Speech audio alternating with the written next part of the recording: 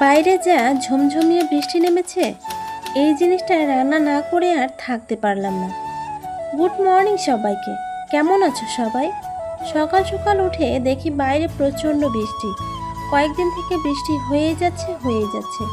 প্রতিদিন আর এই বৃষ্টি ভালো লাগছে না। বৃষ্টির দিনে কোনো কাজ করতে ইচ্ছে করে না, পরিষ্কার করলেও যেন বাড়িঘর আর পরিষ্কার থাকে না।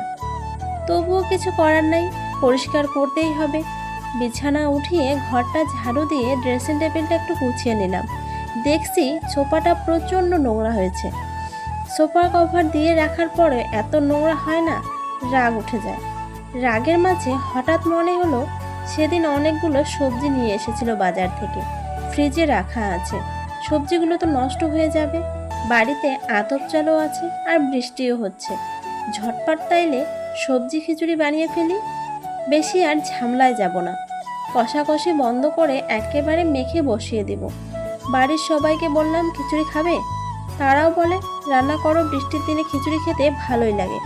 চলে এলাম রান্নাঘরে, জানলাটা খুলে দিলাম। তারপর সবজিগুলো কেটে চালগুলো ধুয়ে একটু ছোট্ট হাঁড়িতে সব উপকরণ দিয়ে ভালো মতো মাখিয়ে নিলাম। মাখানোটাই আসল, তাতেই কিন্তু খিচুড়ির টেস্টটা অনেক বেড়ে যাবে।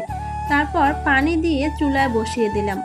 এই হাঁড়িটাতে উতলে পড়বে জন্য অন্য হাঁড়িতে বসিয়ে দিলাম। যখন খিচুড়িটা হয়ে আসবে তখন কিন্তু ঘন ঘন নাড়তে হবে, নইলে লেগে যাবে নিচে। বৃষ্টির দিনে ঠান্ডা ঠান্ডা খিচুড়ি খাওয়ার মজাই আলাদা। আজকের মতো তবে আসি, সবাই ভালো থেকো, টাটা।